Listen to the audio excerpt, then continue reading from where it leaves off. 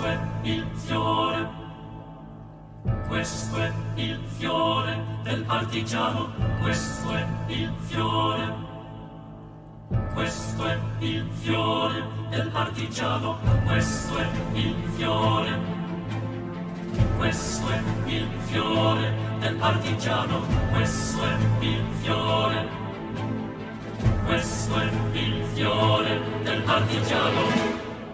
Una mattina mi sono alzato, oh bella ciao, bella ciao, bella ciao, ciao, ciao. Una mattina mi sono alzato e ho trovato l'invasor. Oh partigiano, portami via, oh bella ciao, bella ciao, bella ciao, ciao, ciao. Partigiano, portami via, che mi sento di morire.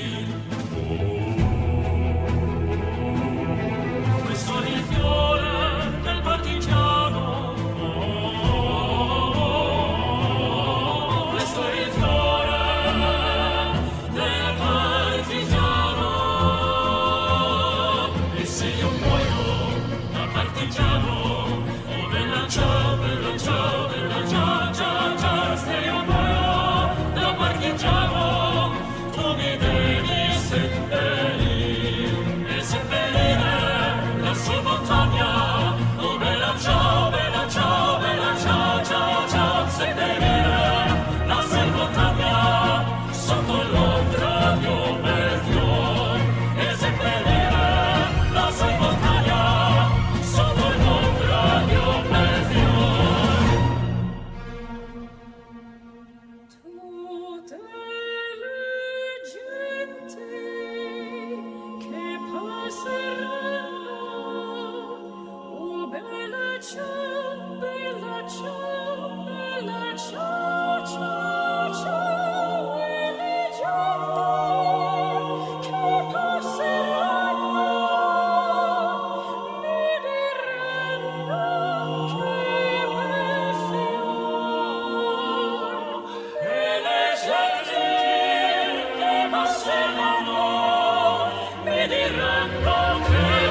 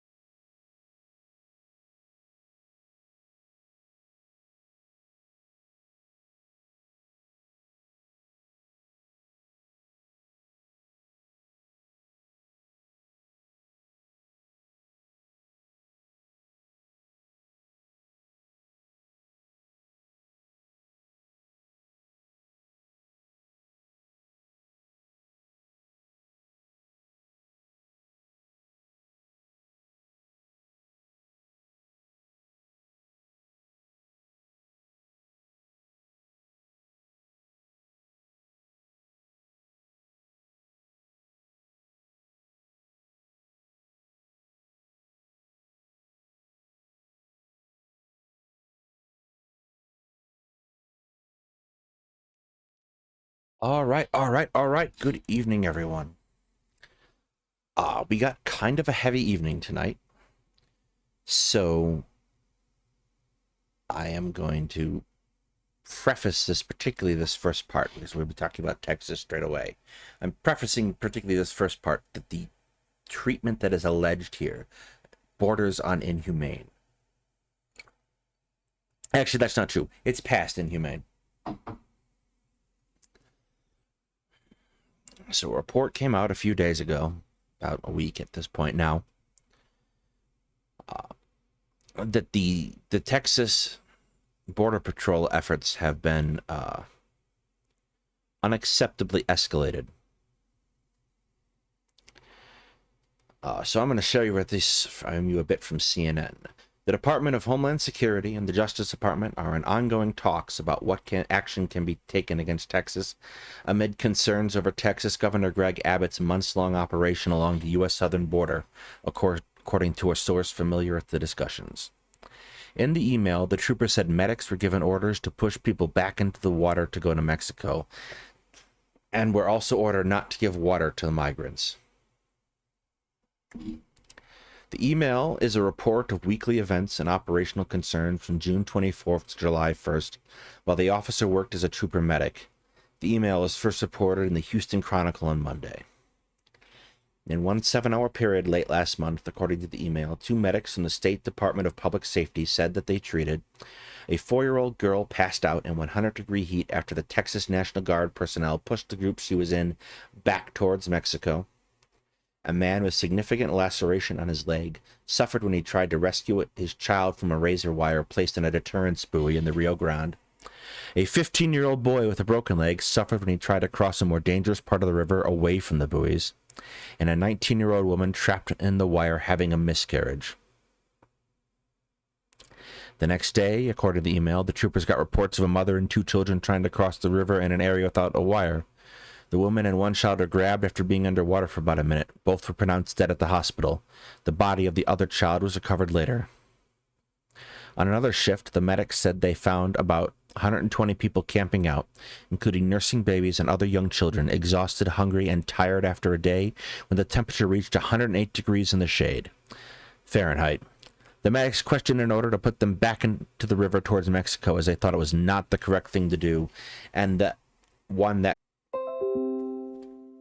they were told to leave the area. The trooper medics contacted their superiors while on duty, and again in writing, calling for changes to the latest Operation Lone Star policies brought in by Abbott. I believe we have stepped over the line into the inhumane. We need to operate it correctly in the eyes of God, the trooper said. We need to recognize that these are people who are made in the image of God and need to be treated as such. In the email, the trooper also voiced his concerns over the casualty wire.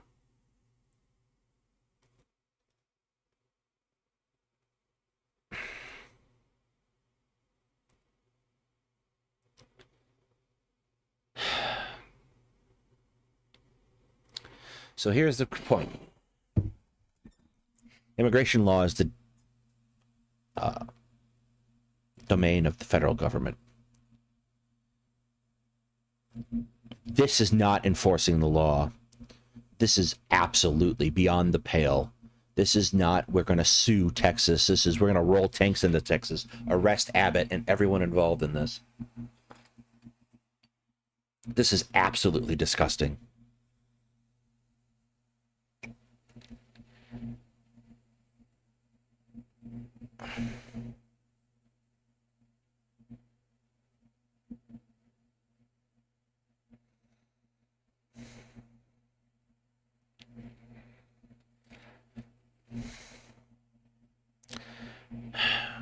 Of course, all the authorities in Texas are simply denying everything, but this does not seem to be... I don't think I believe them. In a separate email shared by DPS, South Texas DPS director writes to agency officials saying troopers should open the wire to help when necessary. Yes.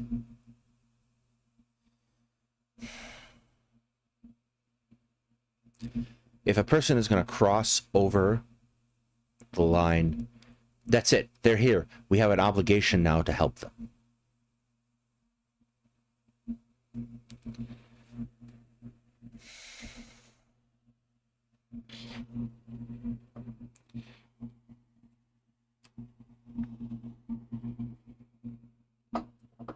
So this is important.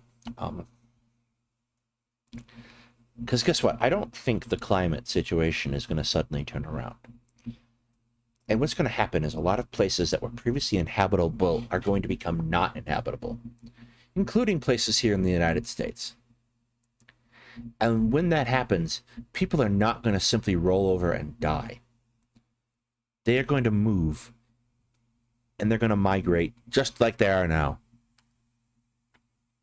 except more.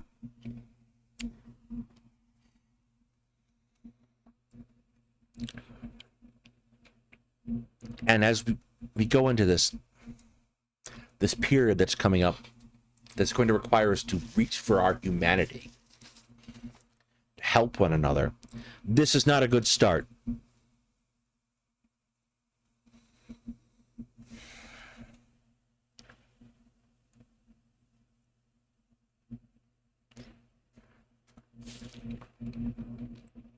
And this isn't the way Texas is framing it as being chaos on the border. This has been how it has been for years, for decades even.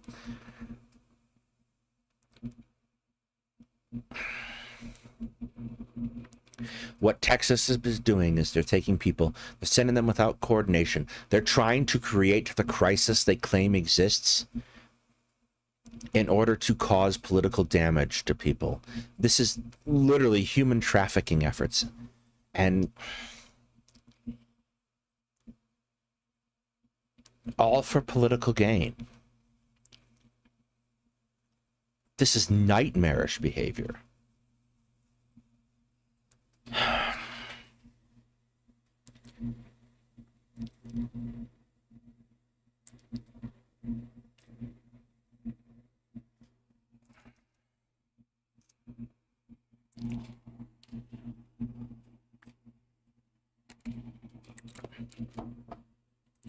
And here's the other part.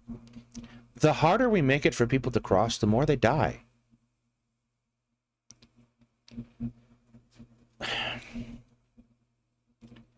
Why is it conscionable to try to prevent people at the point of death, particularly for a state that outlaws abortion on the theory that it's pro-life? The rank hypocrisy is just absolutely unacceptable.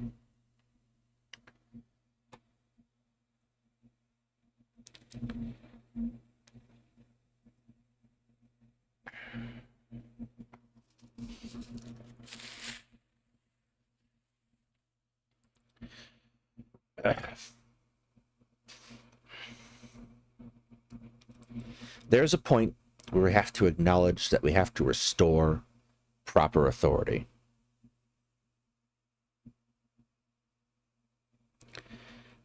There's a point where this flagrant disregard for the law cannot be acceptable.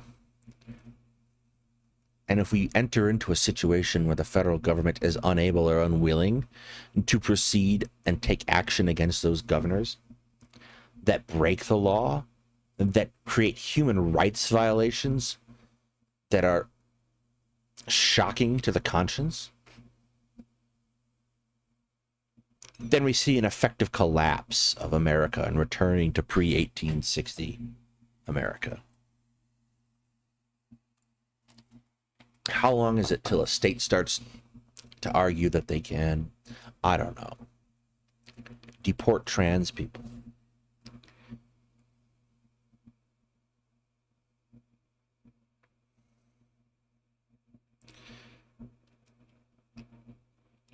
Just food for thought. So, I'm going to move on because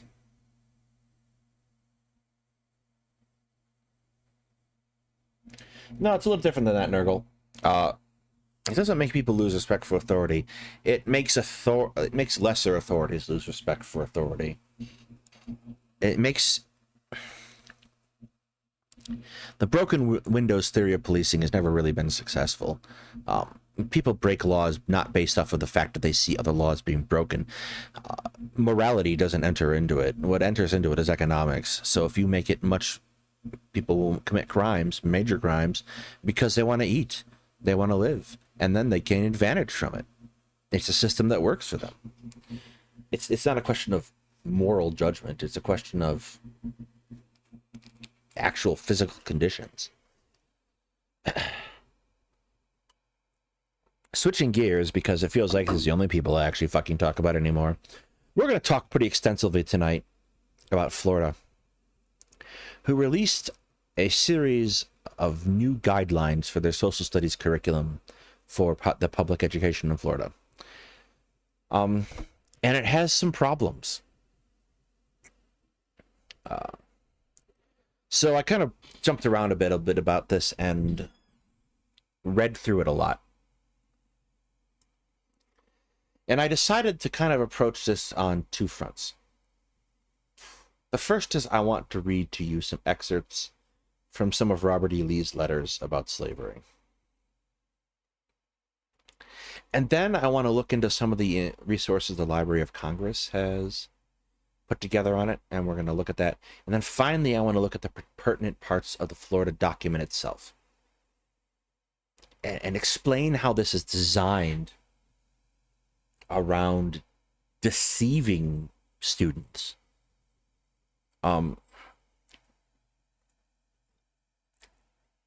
First of all, through outright factual inaccuracies, and secondly, through the impression that is left by what information is presented and what information is omitted. And this gets to kind of the heart of how history is done. If history was simply reading a primary source document and relaying that information back to an audience, it simply would be that any jackass could do that job. But that's not how this works. The system is designed around making judgment calls. You take in the data, you evaluate it, and you remember, especially when dealing with people who have existed, that they bring with them all the baggage that we bring with us today. So people misremember things. They, in high stress situations, they simply input different data and exclude different data to their memories than other people do. They lie. They have agendas. Even historians who put together accounts include and omit information, and those things are judgment calls. So history is always a process of revision, because we are constantly going back over those things which we have done in the past.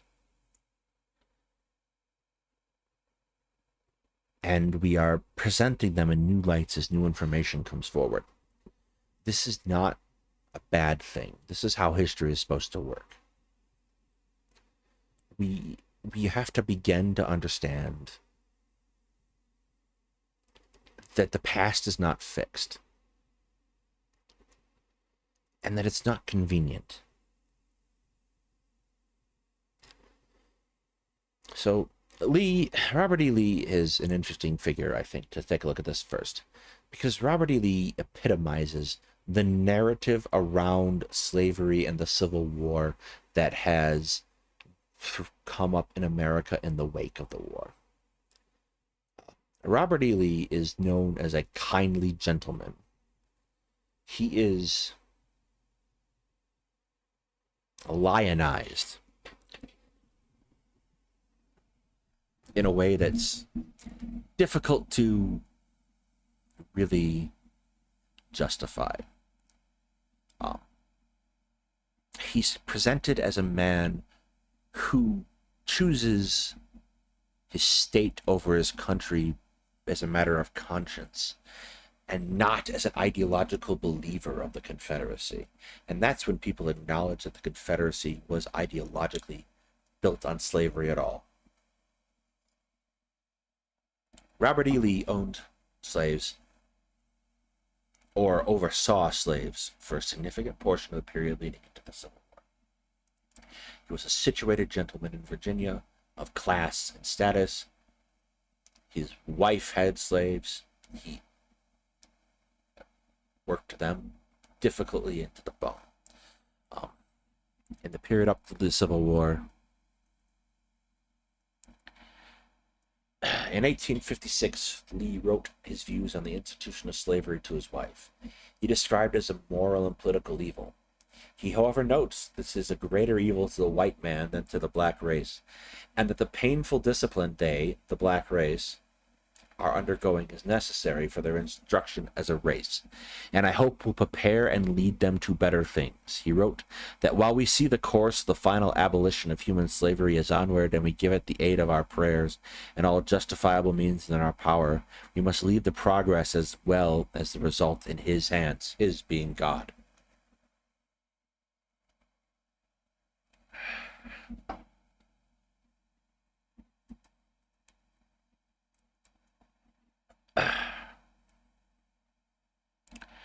This is, in and of itself, a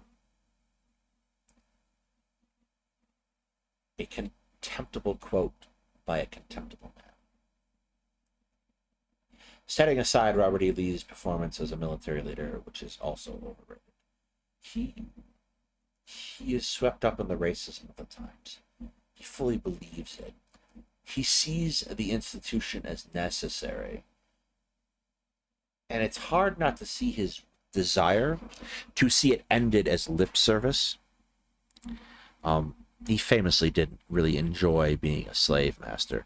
He thought it much too hard of work for far too little reward, which is ironic in and of itself. He isn't a person who took a principle stand. In the post-war period, he's also not a person who advocates for equality, particularly as the South descends into the barbarism of the KKK.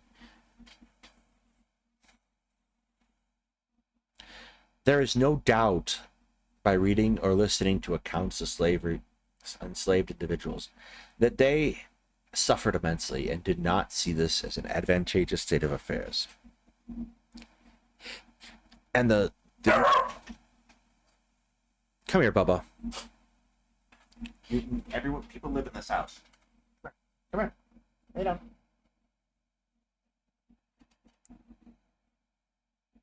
There's no doubt that it's a horrendous institution that people did not see an advantage to.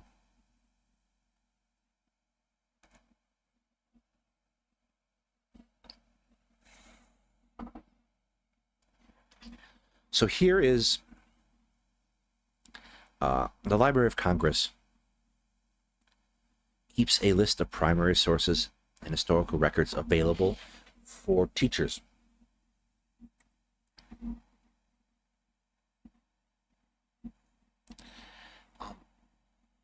And I just thought we'd go through some of them before we get into this itself.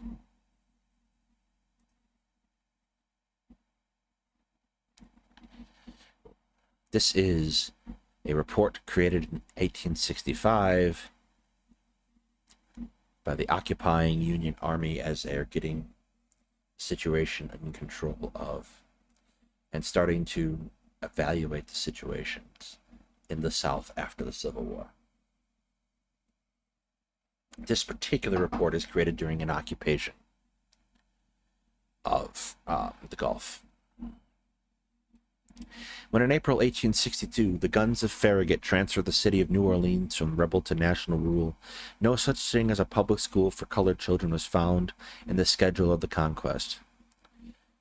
No such thing had ever existed in the Crescent City. Even that portion of the colored population who, for generations, had been wealthy and free were allowed no public school, although taxed to support the school system of the city and the state.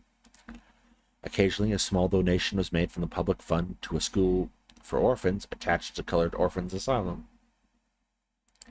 The children of free colored people, who were in good circumstances known as Creoles, generally of French or Spanish extraction, when not educated abroad or at the North or from fairness of complexion, by occasional admission to white schools, were quietly instructed at home or in a very few private schools of their class. Even these, although not contrary to law, were really the ban of opinion, but were tolerated because of the freedom, wealth, and respectability and light color of the parents, many of whom were nearly white and by blood, sympathy, and association. Slaveholding and other interests were allied to the white rather than the black. For the poor of the free colored people, there was no school. To teach a slave the dangerous art of reading and writing was a heinous offense, having in the language of the statute, it's a law, a tendency to excite insubordination among the servile class, and punishable by imprisonment at hard labor for not more than 21 years or by death at the discretion of the court. In the face of all obstacles, a few of the free colored people of the poorer class learned to read and write. Cases of like proficiency were found among slaves, where some restless bondsman, yearning for knowledge that he somehow coupled with liberty, hid himself from public notice to con over in secret and laboriously the magic letters. In other cases, limited teaching of a slave was connived at by the master, who might find it convenient for his servant to read. Occasionally the slave was instructed by some devout and sympathizing woman or generous man who secretly violated the law and resisted opinion for the sake of justice and humanity.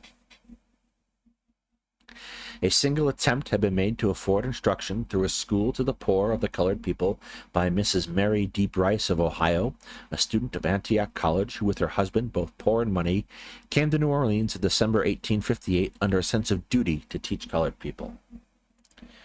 So many and great were the obstacles that Mrs. Bryce was unable to begin her school until September 1860. At that time, she opened a school for colored children and adults at the corner of Franklin and Presidio Streets. The popular outcry obliged her to close the school in June 1861. Subsequent receiving, as she believed, the divine information that she would be sustained, Miss Bryce again opened her school in November the following year near the same place, afterwards removing it to Magnolia Street on account of room.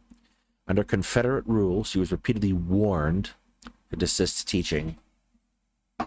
Emphasis in the majors. The gateposts in her front house were covered at night by placards threatening death to the, I'm not saying that word, teachers. When forced to suspend her school, Mrs. Bryce stole round at night, especially on dark and rainy nights, the more easily to elude observation, to the houses or resorts of her pupils, and there taught the eager learners under every disability of mutual poverty, often of sore need, in face of imprisonment, banishment, or possible death. Upon the occupation of the city by our forces, her school was preserved from further molestation, rather by the moral sentiment of the army than any direct action. For so timid or prejudiced were many of our commanders that long after the time General Emory sent for Reverend Thomas Conway to admonish him not to advocate publicly the opening of schools for colored children, as it would be very dangerous. The school of Mrs. Bryce continued to thrive and subsequently passed under the Board of Education, in whose employ she is now an efficient and honored principal. The advent of the Federal Army weakened slavery and suspended the pains and penalties of its bloody code, and few private teachers began to appear in response to the strong desire of colored people for instruction.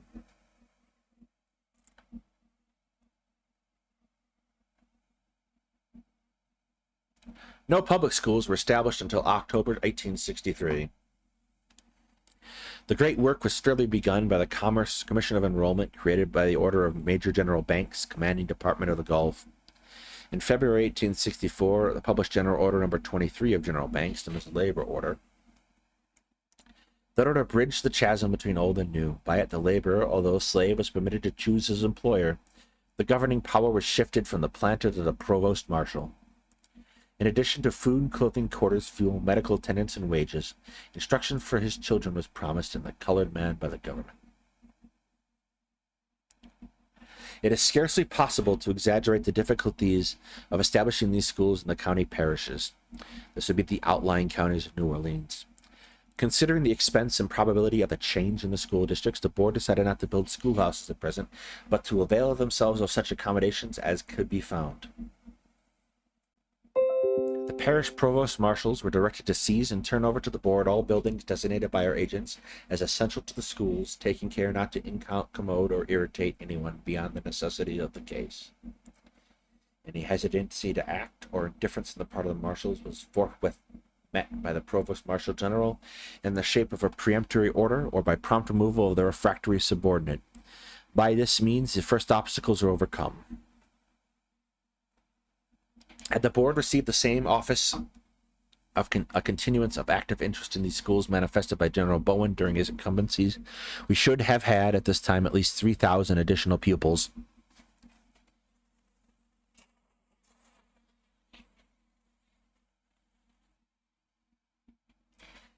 In some of the parishes, so great was the difficulty of obtaining boarding places for our teachers, notwithstanding the efforts of agents and provost marshals, that a special order or circular letter was published, by which many of the teachers were provided with temporary homes. But it frequently occurs that a desirable locality for school, it is impossible to obtain boarding for the teachers.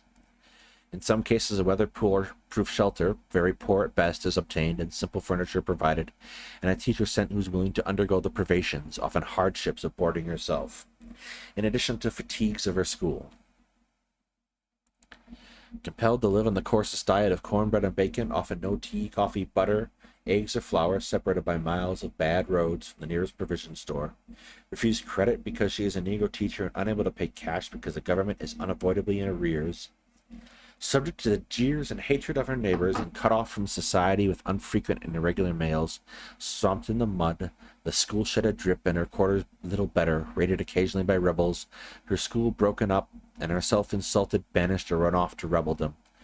Under all this, it is really surprising how some of these brave women have managed to live, much more how they are able to render the service they do as teachers.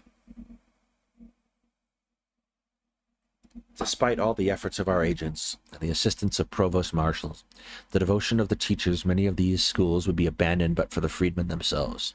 These, fully alive to all that is being done for them, gratefully aid the teacher from their small store, and mount guard against the enemies of the schools, whether he be rebel, a guerrilla, or a pro-slavery professed unionist skulking behind the oath. So this, I wanted to share this because the principal idea that is being fixated on is the one that slavery was a boon to the enslaved, in that it provided them skills. And it is not inaccurate to say that those who were enslaved were taught labors that were desired by the master. But they were not taught to be for their benefit. They were taught to them for the benefit of the slaveholder themselves. And you can see the contrast here. You can see the contrast in teaching someone to do to labor in a field, or perform maintenance as a blacksmith, or to do these things, and you can see the particular contrast in what they don't want people to be taught under slave codes. They do not want people to be taught how to read and how to write. They don't want education to spread, because they believe that education will incite violence.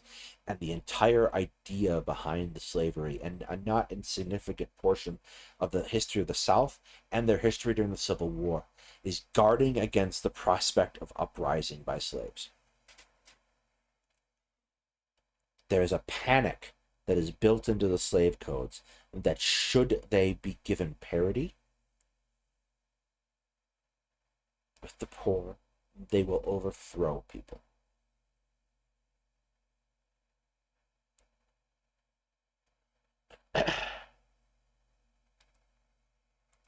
And it gives lie to this concept that slavery is a boon.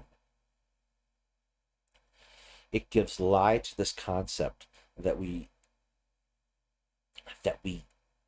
created something better. Because the truth is, for a brief shining moment after the Civil War, it very much looked like a significant amount of power was going to come to Black Americans recently freed. They were winning elections. They were being elected as local and federal officials.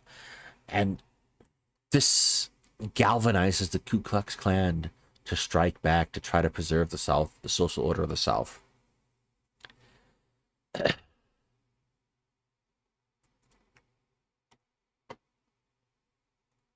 We're not going to go over all of these,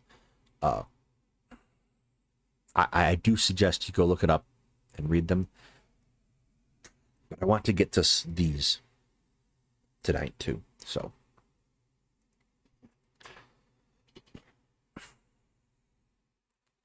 this is a piece from Savannah, Georgia, transcribed by Bryce M. Butler.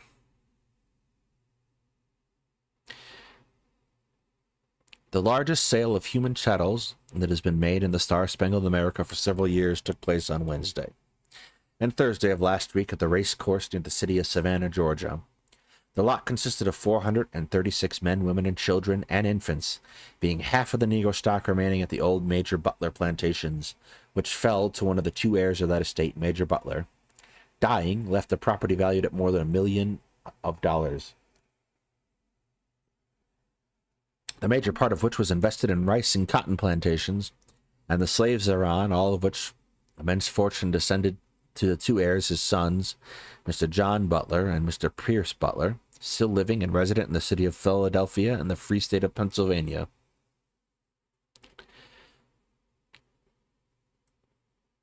We'll talk about that for certain.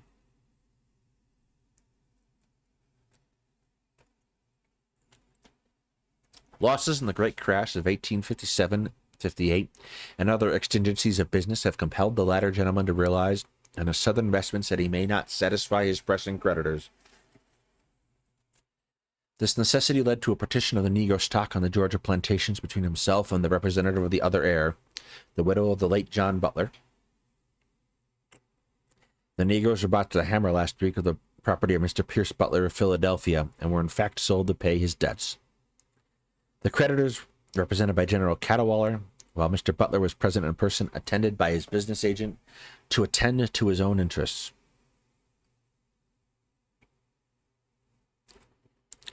The sale had been advertised largely for many weeks. The name of Mr. Butler was not mentioned, and as the Negroes were known to be a choice lot and very desirable property, the attendance of buyers was large. We're talking about human beings. The breaking up of an old family estate is so uncommon an occurrence that the affair was regarded with unusual interest throughout the South. For several days before the sale, every hotel in Savannah was crowded with Negro speculators from North Carolina and South Carolina, Virginia, Georgia, Alabama, and Louisiana, who had been attracted hither by prospects of making good bargains. Nothing was heard for days in the bar rooms and public rooms but talk of the great sale, criticisms of the business affairs of Mr. Butler, and speculations as to the probable prices the stock would bring. The office of Joseph Bryan, Negro broker, who had the management of the sale, was thronged every day by eager inquirers in search of information, and by some who were anxious to buy, but were uncertain as to whether their securities would prove acceptable. They didn't know if they had enough money. Little parties are made up from the various hotels every day to visit the race course distant, some 3 miles from the city, to look over the chattel and discuss their points and make memoranda for the guidance on the day of the sale. The buyers were generally of a rough breed, slangy, profane, and bearish, and being for the most part from the back river and swamp plantations, where the elegancies of polite life are not, perhaps, developed to their fullest extent. They were hillbillies. In fact, the humanities are sadly neglected by the petty tyrants of the rice fields that border the great dismal swamp, their knowledge of the luxuries of our best society comprehending only revolvers and kindred delicacies. And this is pretty extensive information about where the slaves would come from. I do want to skip ahead to the sale. They looked more uncomfortable than ever. The close confinement indoors for a number of days and the drizzly, unpleasant weather began to tell on their condition. They moved around more listlessly and were fast losing the activity and springiness they had first shown. This morning they were all gathered in the long room of the building erected as the grandstand of the racecourse, where they might be immediately under the eyes of the buyers. The room was about 100 feet long by 20 feet wide, and herein were crowded by the poor creatures, with much of their baggage awaiting their respective calls to step on the block and be sold to the highest bidder. This morning, Mr. Pierce Butler appeared among his people, speaking to each one, and on being recognized with seeming pleasure by all. The men obscurely pulled off their hats and made their indescribable sliding hitch with a foot which passes with a bow, and the women dropped to a quick curtsy, which seldom vouchsafed to any other than a legitimate master and mistress. Occasionally to a very old, their favorite servant, Mr. Butler would send his gloved hand, which mark of condescension was immediately hailed with grins of delight from all the sable witnesses. Give me a second. Mr. Walsh mounted the stand and announced the terms of the sale. 1/3 cash, the remainder repayable in 2 equal annual installments, being the interest from the day of sale to be secured in approved mortgage and personal security, or approved acceptances in Savannah, Georgia, or Charleston, South Carolina. Purchaser to pay for papers. The buyers who were present, to the number of about 200, clustered around the platform. The Negroes, who were not likely to immediately be wanted, gathered into sad groups in the background to watch the process of the selling, in which they were so sorrowfully interested. The wind howled outside, and through the open side of the building the driving rain came pouring in, and the bar downstairs ceased for a short time its brisk trade. The buyers lit fresh cigars, got ready their catalogues and pencils, and the first lot of human shadows was led upon the stand, not by a white man, but a sleek mulatto, himself a slave, who seems to regard the selling of his brethren, which he so glibly assists, as a capital joke. It had been announced that the Negroes would be sold in families, that is to say, a man would not be parted from his wife or a mother from a very young child. There is perhaps as much policy as humanity in this arrangement, for thereby many aged and unserviceable people are disposed of, who might otherwise not find a ready sale. Let's take a quick stop and think about that for a moment.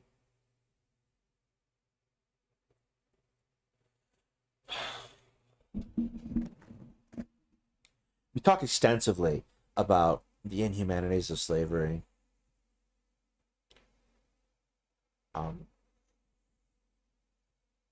But look at this language that's being used. There is a degree to which I am constantly fascinated in this very dark and disgusting way by how the language implies we understand the humanity of the people who we are treating in this most inhumane way, and that we proceed to do it anyway.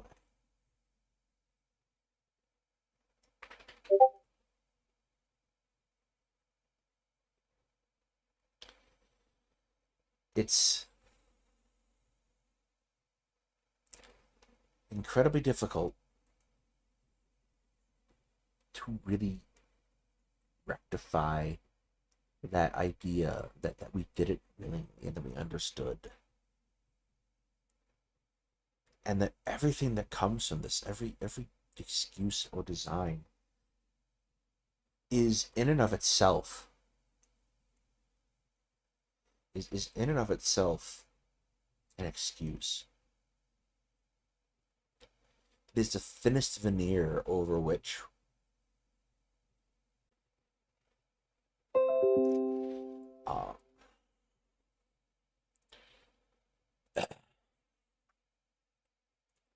it's much more.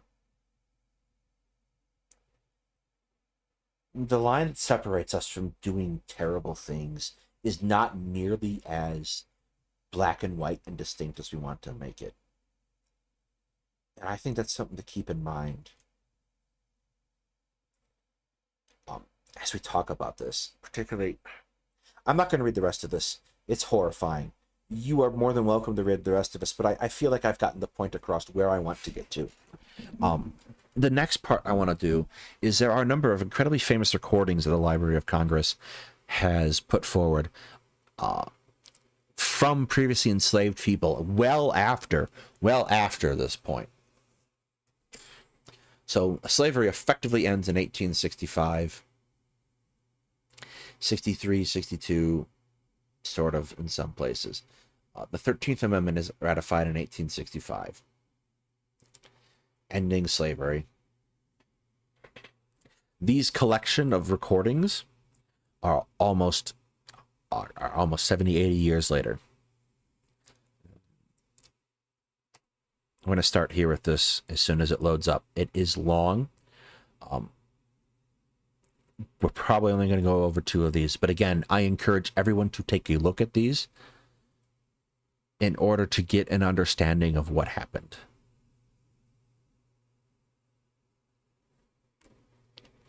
Let me know if you can hear this properly. Talk to who? Well, just tell me what your name is. My name is Fountain Hughes.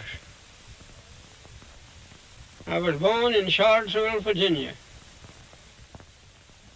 My grandfather belonged to Thomas Jefferson. My grandfather was 115 years old when he died. And now I am 101 years old. That's enough. She used to work, but what she made, I don't know. I never asked her. You just go ahead and talk away there. You don't mind, do you, Uncle Fountain? No. And when now your husband and you both are young, you all try to live like young people ought to live. Don't want everything somebody else has got. Whatever you get, it is yours. Be satisfied. And don't spend your money until you get it. So many people get in debt. Well, it was cheap and I bought it. You spend your money before you get it because you're going in debt for what you want. When you want something, wait until you get the money and pay for it cash. That's what I've done. If I wanted anything, I waited until I got the money and I paid for it cash. I never bought nothing on time in my life.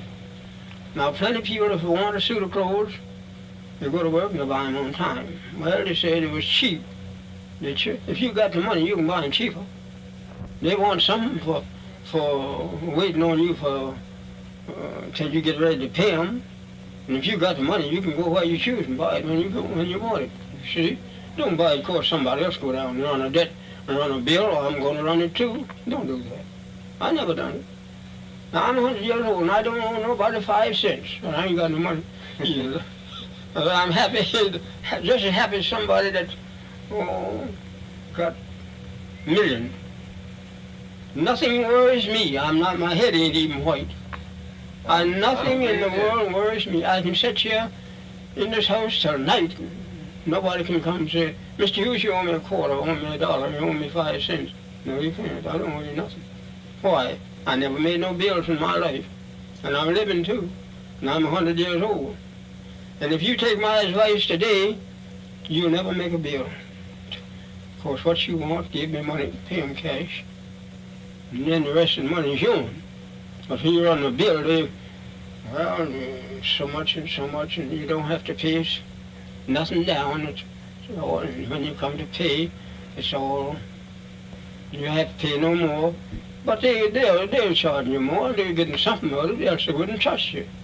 But I can't just say what they're getting. But they're getting something out of it, else they wouldn't want your credit. Now, I tell you that. Anybody that trusts you for $2 or have a...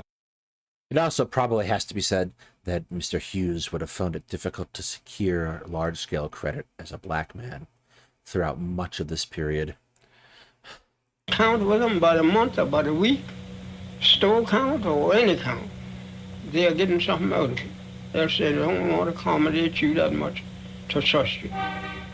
Now, if I want, of course I ain't got no clothes, but if I want some clothes, if I ain't got no money, I'm going to wait till I get the money to buy them. Indeed I am. I'm not going to say, of course, I can get them on trust. I go down and get them. I got to pay $1 more anyhow. They'll either charge more if they said taxes or so much. But if I got the money to pay cash up, I pay the taxes all down cash, then it's all done with. So many colored people is head over heels in debt. Trust them, trust. I get it on time. They want a set of furniture. Go down and pay down so much and rest on time. You done paid for them then. When you pay down so much, you may charge you $50 for $100 for a set, and you pay down $25 cash. You done paid for them. That's all it was worth, $25. And you pay. Now I'm $75 in debt now, because I have to pay $100. That's it, and it's only worth about $25. but you bind on time. But people ain't got sense enough to know it. But when you get old like I am, you commence to think, well, I have done wrong. I should have kept my money until I wanted this thing, and when I want it, I take my money and go cash for it. Else I do without it. Yes, suppose you want a new dress. You say, well, I buy it, but I don't need it. But I can get it on time. Well, let's go down to the store today and get something on time. Well, you go down and get dressed on time, something else, and I want that to sell that to you on time. You don't have to pay nothing down, but there's a pay. Seriously, this is why field work is exhausting. We are 5 minutes in and we have not gotten to the thing. And I have this natural impatience that I want to just do the thing. What are you doing? Okay, I'm going to leave this running. We're going to keep going. I've listened to it. I'll come back and talk about it, but I'm taking the dog out. They're coming. And when the payday comes, they want you to come pay them. If you don't, they can't get no more. Well, if you never do that, if you don't start it, you will never end it. I never did buy nothing on time. I must tell you on this. I'm sitting right here now today, and this is the last word I've got to tell you. I never even much as tried to buy a shirt on time. And plenty of people go down to the store and buy $3 and $4 for a shirt, $7, $8 for a pair of pants. Of course, they get them on time. I don't know. I say, I buy something for $5. Of course, I got the $5. I pay for it. I'm done with that. You talk about how old you are, Uncle Fountain. Well, how far back do you remember? I remember. Well, I tell you, things come to me in spells, you know. I remember things more when I'm laying down than I do when I'm walking around. Mm-hmm. Now, in my boy days,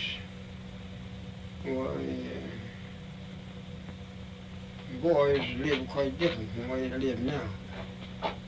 But boys wasn't as mean as they are now either. Boys lived and they was always satisfied. They never wore no shoes until they were 12 or 13 years old.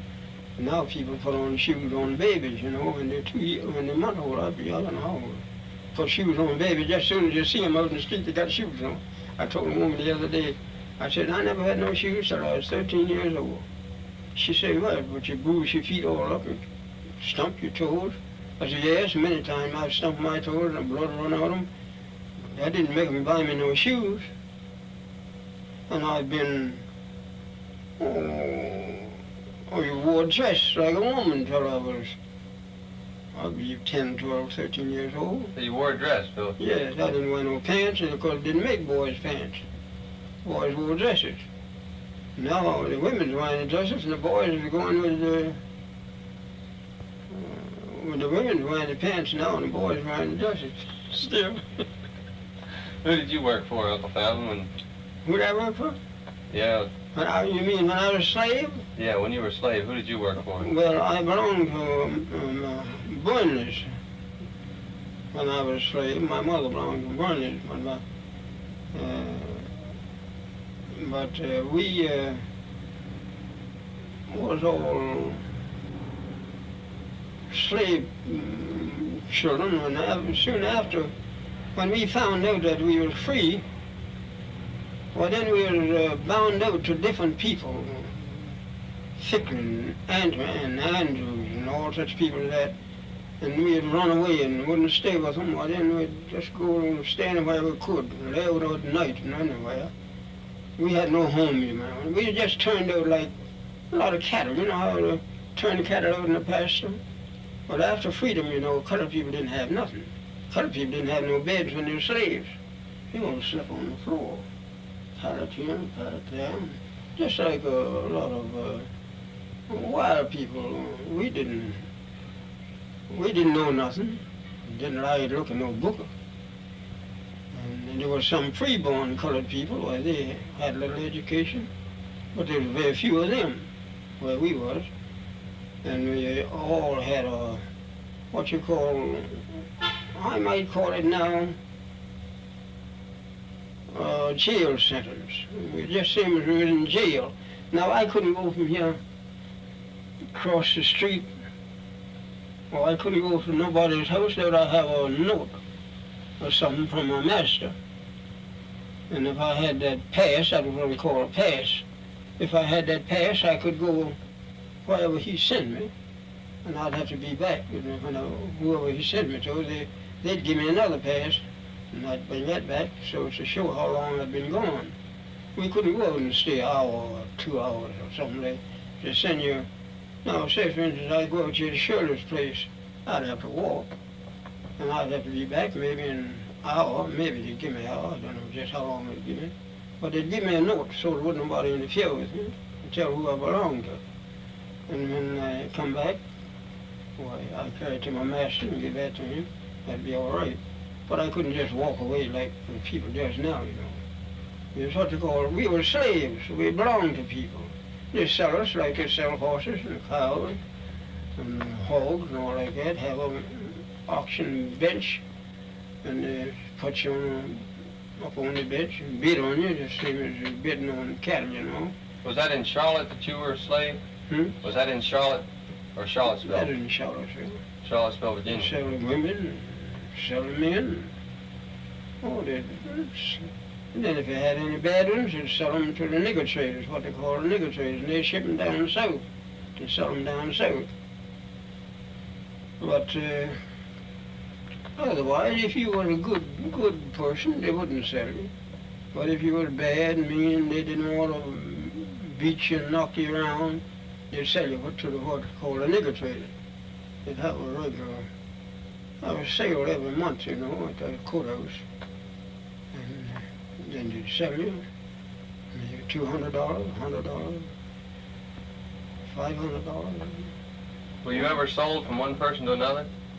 Were you ever sold? No, I never was sold. You always stayed with the same person? I was too young to sell. Oh, I see. See, I wasn't old enough during the war to sell, during the army. And my father got killed in the army, you know, so it left us small children just to live on whatever people choose to give us. I was bound out for $1 a month, and my mother used to collect the money. Children couldn't spend money when I come along. And in fact, when I come along, young men couldn't spend no money until they're 21 years old. And then you're 21, well, then you could spend your money. But if you wasn't 21, you couldn't spend no money. I couldn't spend 10 cents if somebody gave it to me. Because they'd think, well, you might have stole it. We all come along, you might say, we had to give an account of what you done. You couldn't just do things and walk off and say, I didn't do it. You'd have to give an account of it. Now, after we got free, then they turned us out like cattle. We didn't have nowhere to go. I'm back. We didn't have nobody to boss us. And we didn't know nothing. There wasn't no school. And when they started the little school, well, people that were slaves, many of them go to school, except they had a father and mother. And my father was dead, and my mother was living. But she had 3, 4 other little children. She had to put them all to work to help take care of the others. So we had what you call worse than dogs have got it now. The dogs have got it now better than we had it when we come along. I remember one night I was out after I was free, and I didn't have nowhere to go. I didn't have nowhere to sleep. I didn't know what to do. My brother and I was together.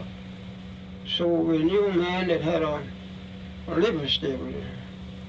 And we crept in that yard and got into one of the hacks of the automobile and slept in that hack all night long. So next morning, we could get out and go where we belonged. But we were afraid to go at night because we didn't know where to go. We didn't know what time to go. But we had got away from there and we were afraid to go back. So we kept slept in that thing all night until the next morning, and we got back where we belonged. 40 people got up. soon as day commenced to come on break, we got up and commenced to go where we belonged. But we never done that but the one time. After that, we always, if it was away, we'd try to get back before night come. But then that was on a Sunday too, that we done that. Now, when we were slaves, we couldn't do that, see? And if we got free, we didn't know nothing to do. And my mother, she hunted places and bound us out for $1 a month. And we stayed there maybe a couple of years. And she'd come over and collect the money every month. And $1 was worth more then than $10 is now. And the men used to work for $10 a month, $120 a year, used to hire that way. Now you can't get a man for $50 a month. If you pay a man now $50 a month, he don't want to work for it. More like $50 a week nowadays.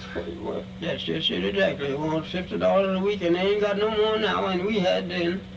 And we, no more money, but of course they bought more stuff and more property and all like that. We didn't have no property, we didn't have no home. We had nowhere, nothing, we didn't have nothing on it, just like the cattle, we just turned out and get along the best you could. Nobody to look after us, so we've been slaves all our lives. My mother was a slave, my sister was a slave, father was a slave. Who was your father a slave for, young fellow? He's a slave for Burnley. He belonged to Burnley. Didn't he belong to Thomas Jefferson at one time? He didn't belong to Thomas Jefferson. My grandfather belonged to Thomas Jefferson. Oh, your grandfather did? Yeah. And my father belonged to Burnley. And Burnley died during the wartime because he was afraid he'd have to go to war. But now, in them days, you could hire a substitute to take your place. Well, he couldn't get a substitute to take his place, so he ran away from home. And he took cold. And when he come back, the war was over, but he died. And then, if he had lived, couldn't have been no good. The Yankees just come along and just broke the mill open, rolled all the flour out in the river, and broke the store open, and sold all the meat out in the street, and sold all the sugar out. And we boys would pick it up and carry it, and give it to our mill missus and master, young masters, until we come to be, well, I don't know how, I don't know, tell you the truth. When I think of it today, I don't know how I'm living. None of the rest of them as I know are living. I'm the oldest one that I know that's living. But still, I'm thankful to the Lord. Now, if my master wanted to send me, he never said you couldn't get a horse and ride and walk. You know, walk. You'd be barefooted, cold, but it didn't make no difference. He wasn't no more than a dog, some of them in them days. He wasn't treated as good as they treat dogs now.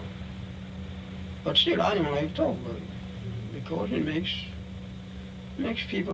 I want you to be clear that that sentence was, they were treated as good as we treat dogs now.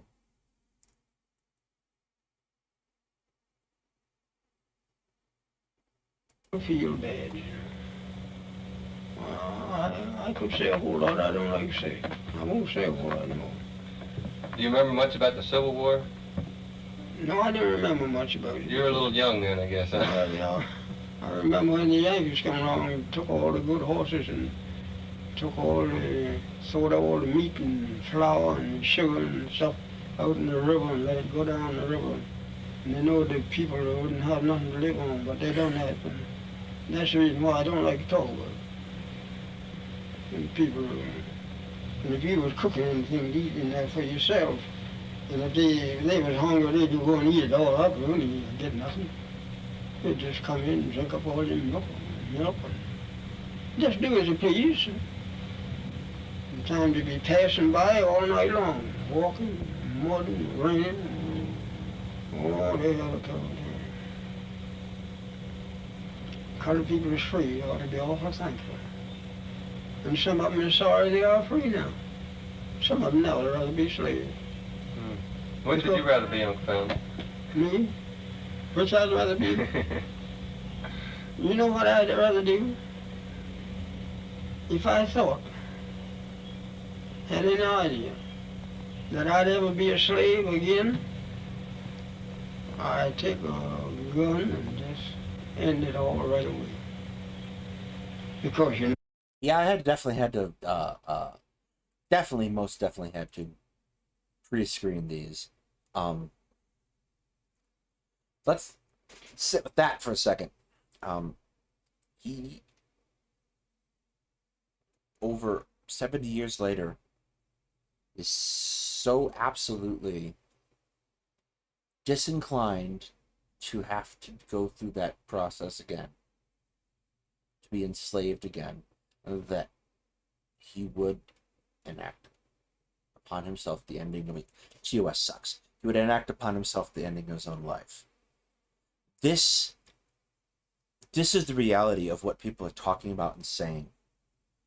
And I'm going to go to another recording for a little bit, because we got to the crux of what I wanted to talk about here. This is the reality of what stories we can tell about the system of American enslavement. And I'm going to point out what these narrative is trying to be wielded by this document when we get to it.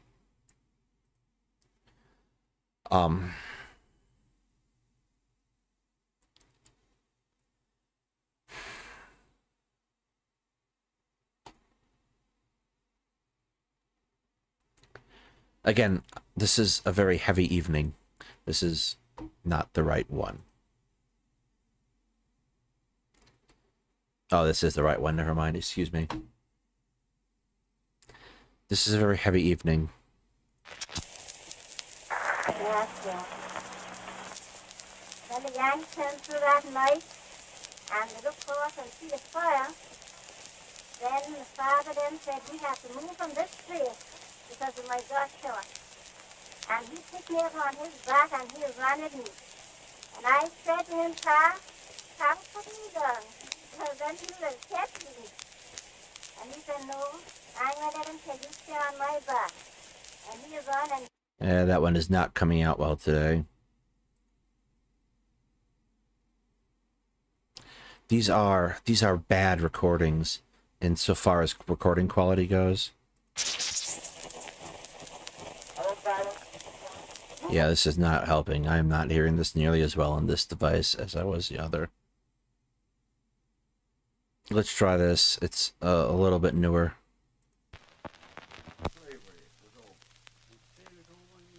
I can tell you about that. Well, you said they all can't go on. Tell me about them coming through here with cannons. Yeah. Now I'll tell you when slavery, way back in slavery time, I was standing at that when the niggas were free. We all got every day, right in town, to see the Yankees all going back home. I can really disagree. They just have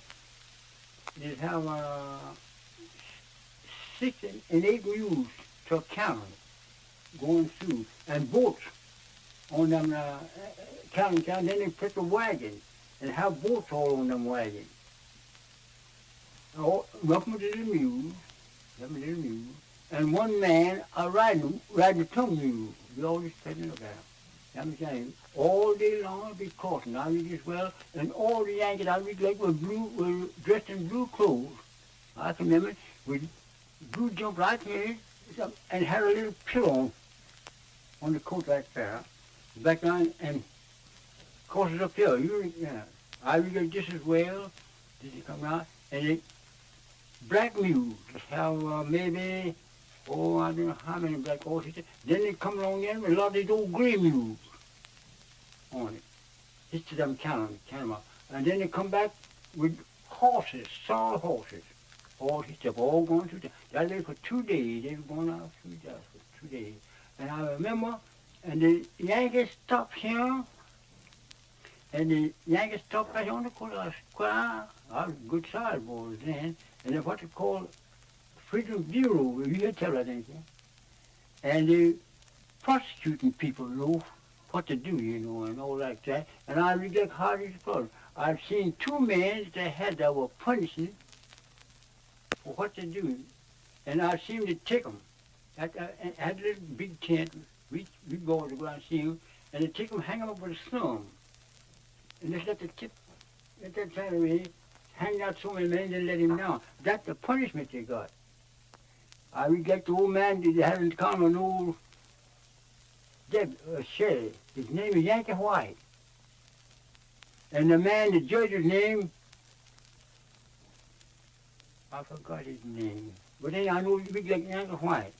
And that's what he used to do in town. But then they come, and my old master, old Colonel Craig, he bought two of the horses from him. I rode the horse many times. One old big horse they called Yankee Tom, big sorrel horse. And another big old horse was a saddle horse old Colonel McCrae bought, and he was called Boston. He was a good big black horse. Now you get on, he took them all down to the farm, and I took all of that. I was good big boys then. Good big boys. And the Yankees would come, and after a while, there'd be a whole troop of men come. They said they were Yankees, all walking. That crew of Yankees would go through. Next time you see, there come a whole troop of Yankees, all riding horses, big guns hanging on them, all like that, you know. We all stand looking at them, all going home. And I asked him, Mama, what are they going? She said, they're all going home now. And old Colonel Craig out on the master, he was looking at. He said, well, hi, all of you niggas is all free now. Yankees all going home. I remember that this as well. Right in town. So what we lived there, right above the new post office. That's my old master's home. That's up above the old new post office. But that is his square, from that post office, clean down to the Citizen Bank. All that is his whole square now. And clean over to their other part. Come out on up to the Methodist Church. That's my old master's place. I can remember he was a speculator. I can remember a good big boy there. They had a big old shed down. And it had cotton all in that shed, and we boys all got put on that shed every day. And it had wagon every day he'd load up all them wagons and take all that cotton and go. Now you see, that was in slavery time. Now we get this as well, and he'd bring back a whole lot of colored people. Old Colonel Craig, they said he was a speculator. And he'd sell them to all these people around this country. There's a lot of old people all dead now, but he brought them too. We all go off and bring them in. Oh, you look all of that. My old papa was his wagoner. I used to go, he used to carry me with him all the time. Used to haul cotton, carry cotton from Jasper to Wise's Bluff. And carry from Wise's Bluff, and they carry cotton over here way up there at a place they call, forgot the place now. Carry cotton anyway. I remember he used to all word out good big boys now. And he had an oxen, had an old oxen named Brandy. That's how come he used his wagon up. He'd get tired and sit down, Bill. Oh, yes, sir. Get on up, get this whip, get on. And I'd ride old Brandy. Ride old Brandy and drive the rest of them. Ride him, so I get tired and get down and walk side on that. But only got into a heap. All that stuff, that isn't slavery time. That's old slavery time. And I remember trying to take them over slavery time. Right down, I can't tell you that's fine. Right down close to Mr.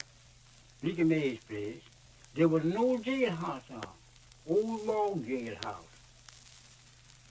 Old log jailhouses now. That's where, and it wasn't no old, some kind of old courthouse. I rejected, and used to put prisoners in that jailhouse.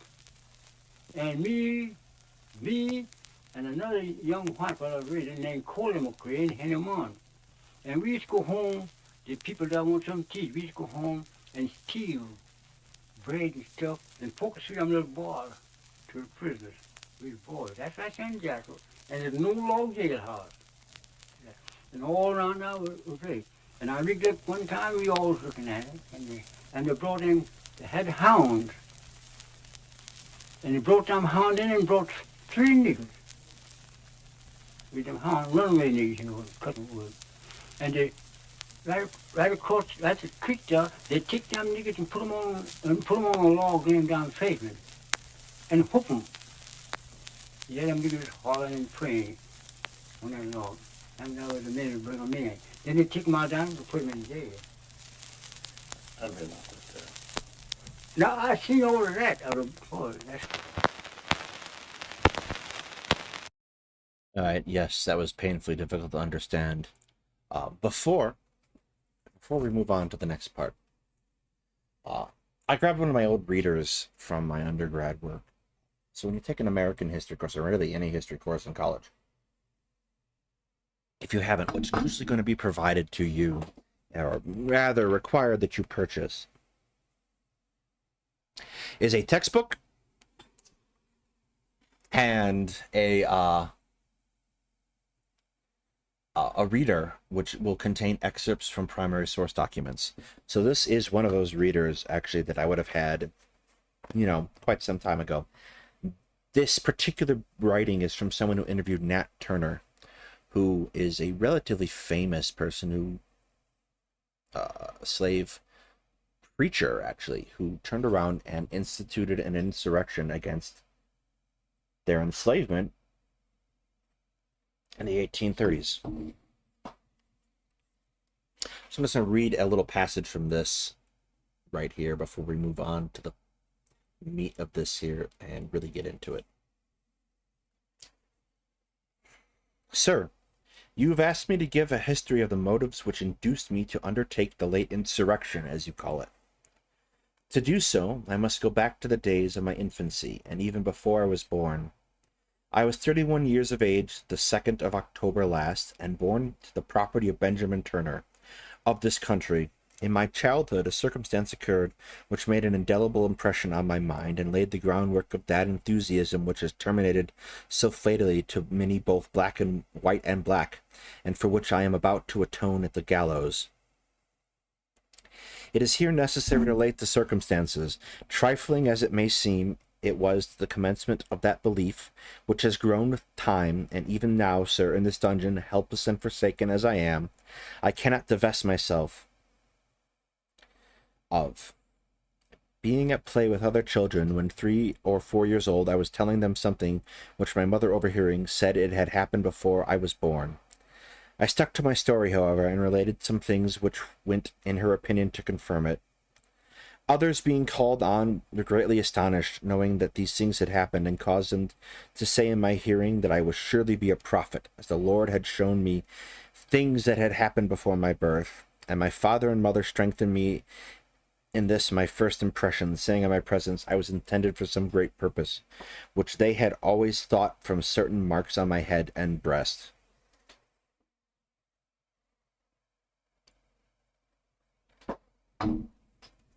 This is quite long, actually. Since the commencement of 1830, I've skipped quite a far ahead. Since the commencement of 1830, I've been living with Mr. Joseph Travis, who was to me a kind master and placed the greatest confidence in me. In fact, I had no cause to complain of his treatment of me. On Saturday evening, the 20th of August, it was agreed between Henry, Hark, and myself to prepare a dinner for the next day for the men, as we expected them to concert a plan, and we had not yet determined on any. Hark on the following morning brought a pig, and Henry brandy, being joined by Sam, Nelson, Will, and Jack, prepared in the woods a dinner, where about 3 o'clock I joined them. I saluted them on coming up, and asked Will how came he to be there, and answered his life was worth no more than the others, and his liberty is dear to him. I asked if he thought to obtain it. He said he would or lose his life, and this was enough to put in him full confidence. Jack, I knew, was only a tool in the hands of Hark, and it was quickly agreed that we should commence at home, Mr. Travis's, on that night, until we had armed and equipped ourselves, and gathered sufficient force. Neither age nor sex was to be spared, which was invariably adhered to. We remained at the feast until about 2 hours into the night. I went to the house and found Austin They all went to the cider press and drank, except myself. On returning to the house, Hark went to the door with an axe for the purpose of breaking it open, as we knew we were strong enough to murder the family if they were awakened by the noise. But reflecting that it might create an alarm in the neighborhood, we determined to enter the house secretly and murder them while sleeping. Hark got a ladder and set it against the chimney, on which I ascended, and hoisting a window, entered in and came down stairs, unbarred the door, and removed the guns from their places, and it was then I observed that I must spill the first blood. On which, armed with a hatchet and accompanied by Will, I entered my master's chamber. It being dark, I could not give a death blow, and the hatchet glanced from his head. He sprang from the bed and called his wife. It was his last word. Will laid him dead with a blow of the axe, and Miss Travis shared the same fate as she lay in bed.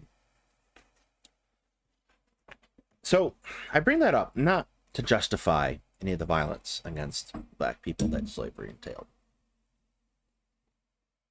but it illustrates that no matter what advantage you might think you have had in bondage, people desire to be free of bondage.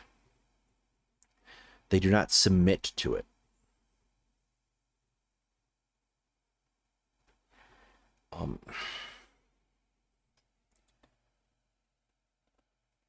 The first interviewer made a comment that he thinks that some people would willingly be slaves in their condition now. I don't think he believes that, in truth. I think it's easy to be disparaging. But this brings us to what we are looking at tonight.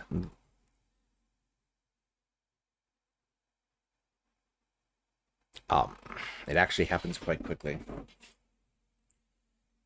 These are the Florida guidelines for history going forward.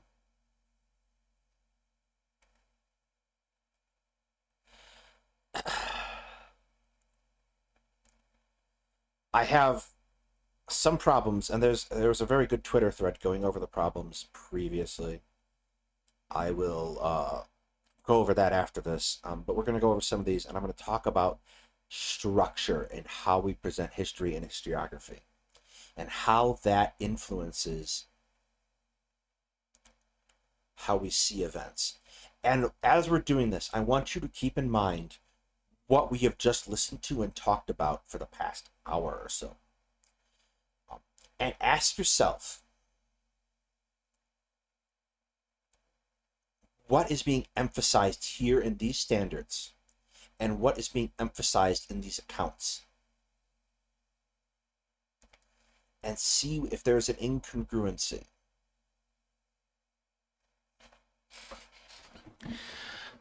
The first set of objectives is examine the condition of slavery as it existed in Africa, Asia, and the Americas, and Europe prior to 1619. 1619 being the particular date of contention in the 1619 project. Instruction includes how trading slaves developed in African lands.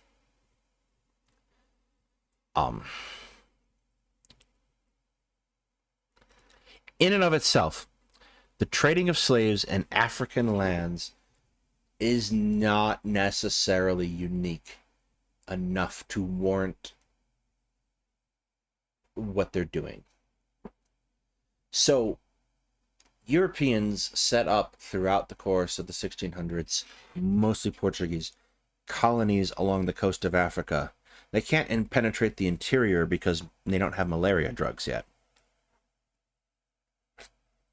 So, while it is true that slavery as a practice does not take place in the Caribbean, in Europe, and in America in this fashion without the assistance of local populations, this does not excuse this fact.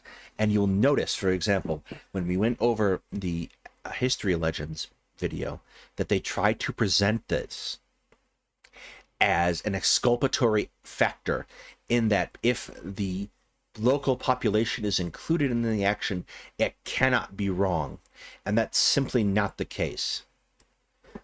Slavery is a worldwide practice to this day, practiced all over the world in some very insidious forms. The second emphasis they're going to place is on the Barbary pirates, who are an effective offshoot arm of the Ottoman Empire, placing slavery in a context of Muslim countries, the Muslim slave market is not pertinent to the instruction of African American history.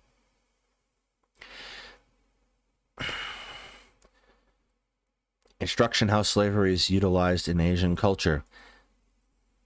This objective, you start to see this, is twofold. It is both designed to take the onus of slavery individually away from a single culture, and point out that it has happened worldwide. And it is correct to say that slavery has happened and continues to happen worldwide. It is not correct, though, to de-emphasize the uniquely cruel nature in which the slave trade created in the Middle Passage absolutely destroys those subjected to it. Instruction now, slavery among indigenous peoples in the Americas was used like, these are huge topics in and of themselves.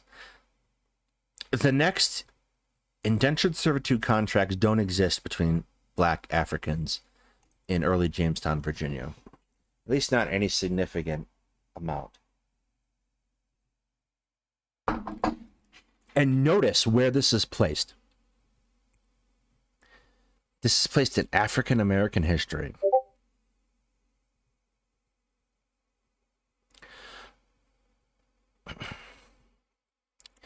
The discussion of indentured servitude being compared to slavery is a very common tactic designed to excuse slavery, in that it seems less severe placed next to indentured servitude.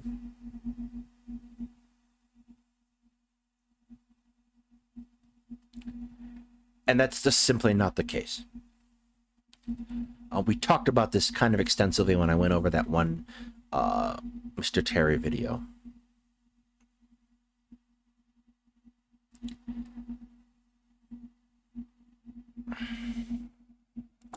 This particular clarification here, as they talk about the triangle trade, is really disgusting. Instruction includes what made indentured servitude contracts a risky investment for colonists based on economic and social factors. This needs to be its own section and not tied into slavery, because when you put it here like this, it justifies slavery in an economic sense, because indentured servitude is not slavery. They are distinct institutions.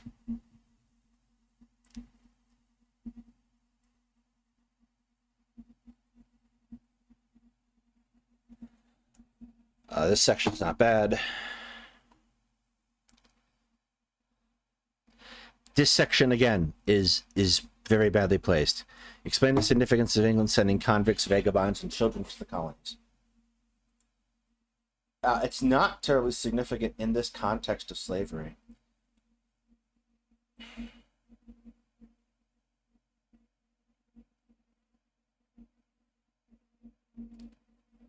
Like, again, this is designed to contrast these practices and draw equivalencies between slavery and the economic practices and exploitation of the rich of the poor.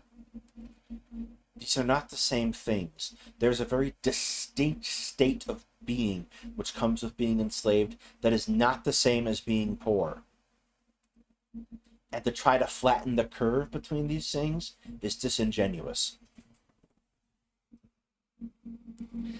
And here's the kicker of it.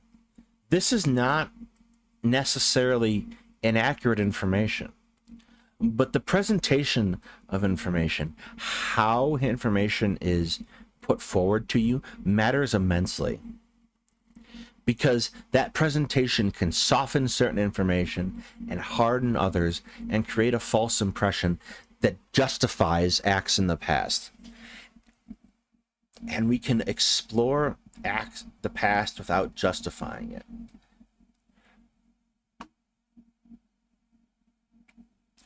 This is, again, it's important to know that slavery is radically different in different parts of the world. Slavery in the Caribbean, because it's sugar, growing and processing consumes slaves. Sugarcane is dangerous. Boiling it is dangerous. The slaves that were sent to the Caribbean would die. And the slaves sent to North America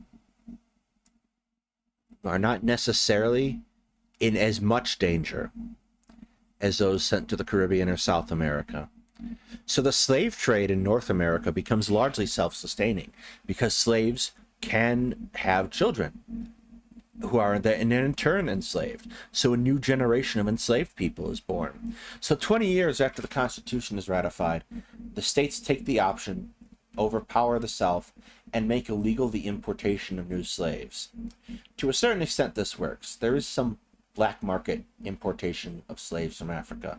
But by and large, at this point, the slave trade is over because slavery in and of itself is self-sustaining in the South. Evening, Titan. Slavery at this point is self-sustaining in the South. So the effective end of the slave trade comes around 1818, 1819. The actual, or effective end of the international slave trade, the actual slave trade continues on, though, because you have this system which just propagates itself over and over and over again. This comparison, again, is not pertinent to American history.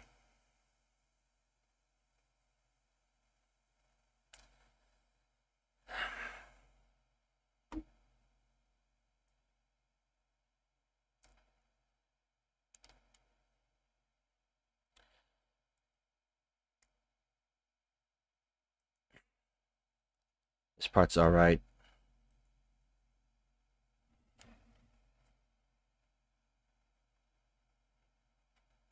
They explicitly are excluding Nat Turner's slave rebellion, which I think is disingenuous.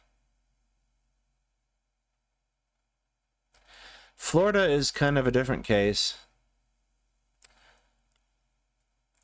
Florida has a significant amount of overlap in Native history, Native Indigenous history, and escaped slaves. You have a tribe, the Seminoles there, who take in escaped slaves and integrate them into society, which results in the Seminoles being, what's the best word? Brutally slaughtered and sent to Oklahoma. Uprooted, because in this they create a threat to the system of slavery.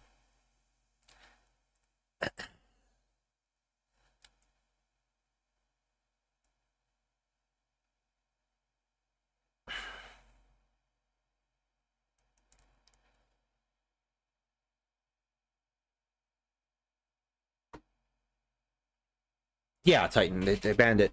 I might have misspoke. I might get my years wrong because I'm tired. Yes, they banned it. But again, like, it was self-sustaining at that point.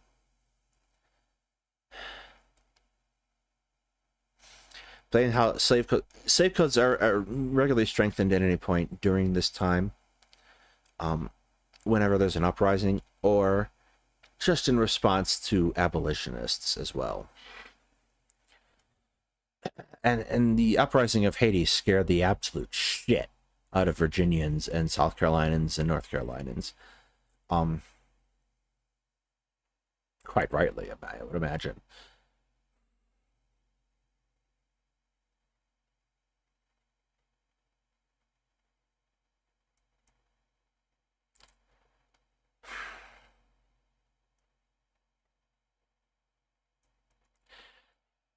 The problem with federal laws, like a significant portion of the history of the United States is a conflict, at least a political history, prior to the Civil War, is a conflict between states where slavery is not allowed and states where slavery is allowed.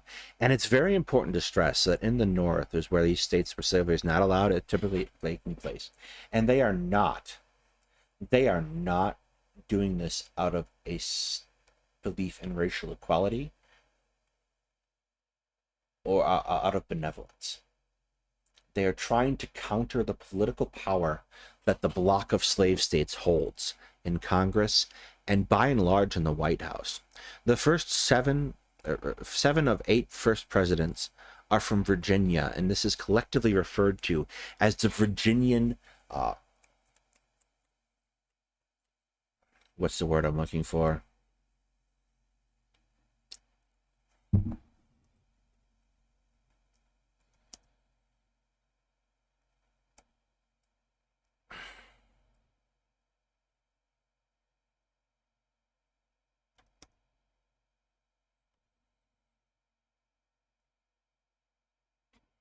Shit.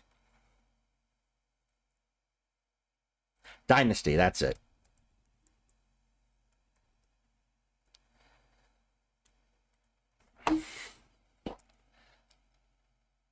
I swear, I know what I'm doing. The Virginia dynasty, like, so one of the things to keep in mind about the history, and this is really important when talking about early American history, is the manner in which the Constitution is set up. It gives a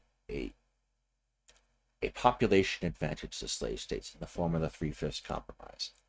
And, like, this is presented and contemporary history as a kind of crutch for states like Georgia, who at this point are, when the Constitution is being ratified, are very low population states.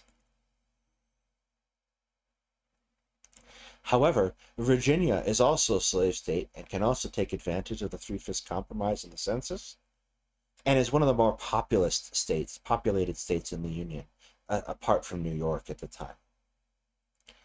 So Virginia gains an inordinate amount of immediate political power, both in the House of Representatives and in the presidency.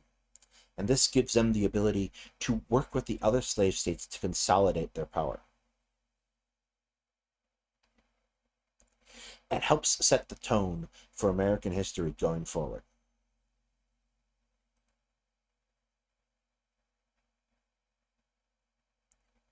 The Articles of Confederation is not in effect long enough to have a significant impact on this discussion.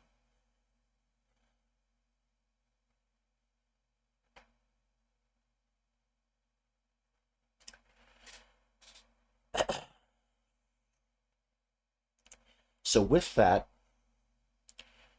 we start to come, this is broad stuff, but like some people have gone into the nitty-gritty of it. And I'm going to go over a thread in Twitter. And the writers of this document have taken pains to try to include examples of their principal claim of the beneficence of slavery by highlighting a number of Black Americans who they say benefited from training they received as slaves.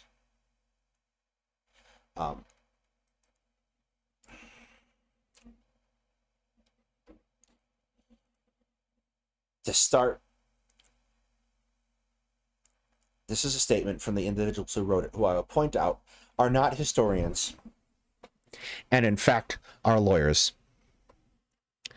Any attempt to reduce slaves to just victims of oppression fails to recognize their strength, courage, and resiliency during a difficult time in American history. But the initial question I have to ask is not, well, were they strong and resilient? The more important question is, why are they strong and resilient? Why? And the answer is, they were forced upon it to do so.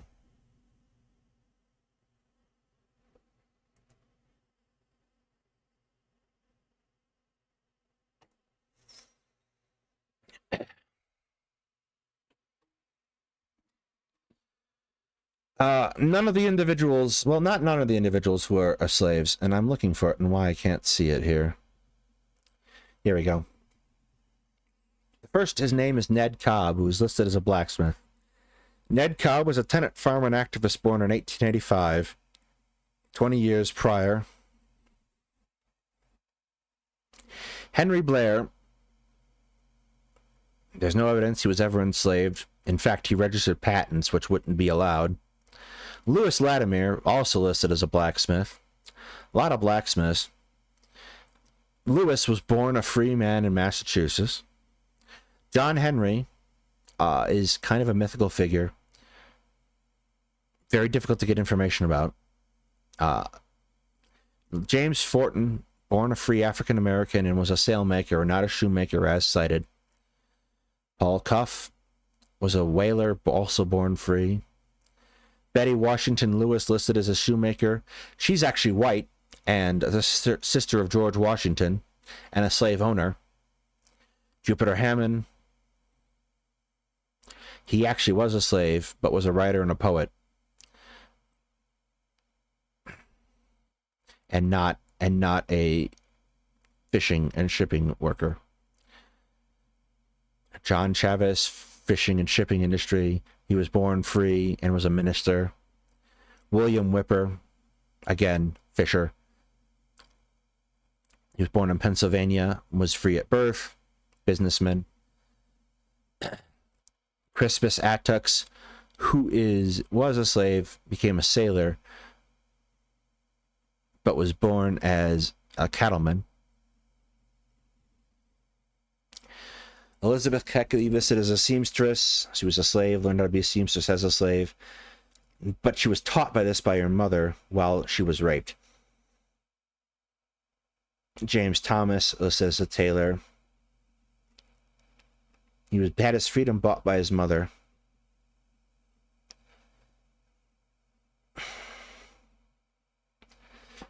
Marietta Carter, listed as a tailor. There is actually no record of whoever this is. Betsy Stockton is a teacher.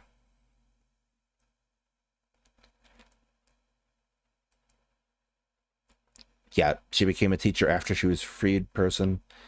And Booker T. Washington taught himself to read and not taught this task because it's part of his enslavement. So we have 9 people who were never enslaved. 9 who are listed in the wrong industry. Next to none of them learned their skills while being enslaved. 1 doesn't exist, and 1 is the white sister of George Washington. This is a curriculum that is designed to deceive students by presenting them both false information and presenting correct information in misapplied ways.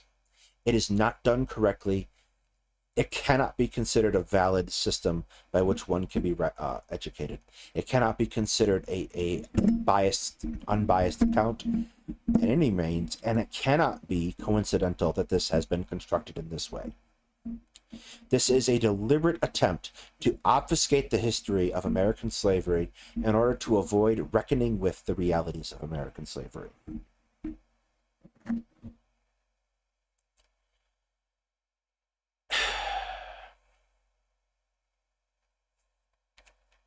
This is difficult subject matter.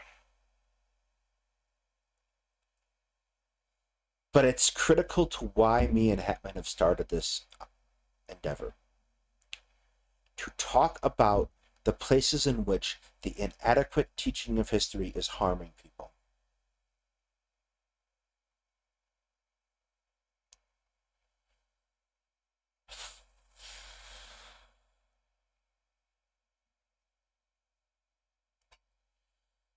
It's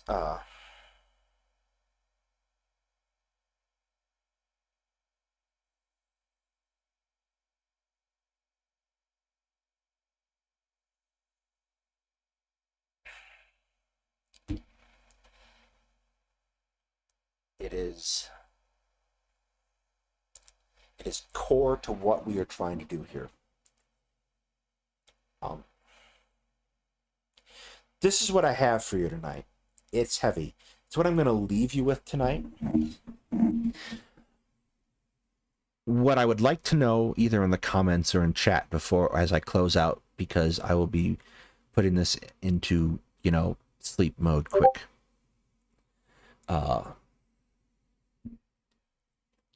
What I'd like to know is if you want to see more streams where we talk about the kind of primary source work we have done here.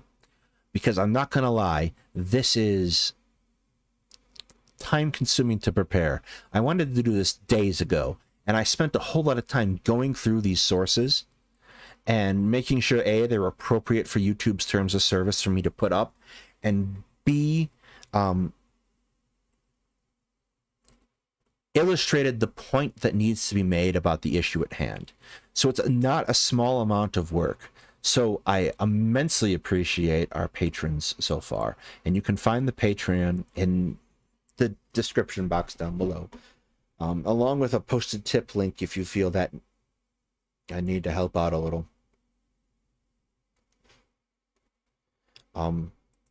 Because this is work that would be immensely aided by my ability to access more information. So the Patreon helps, and Palm Dad and Vidalia, we are immensely grateful to you. The other thing that helps is tips, and then sharing the stream, subscribing, liking. All of these things are immensely important because it lets us grow and gives us more scope that we can work towards. I want to do more stuff like this, and I hope that you want me to do more stuff like this too. So feel free to leave me a comment here, Discord, anywhere, if you want to see more stuff like this. And with that, I'm going to leave you tonight. I'm going to wish you all a good night and ask you to stay safe. We're probably going to be back tomorrow with more heavy topics that Hetman wants to engage in. So with that, have an excellent evening, everyone.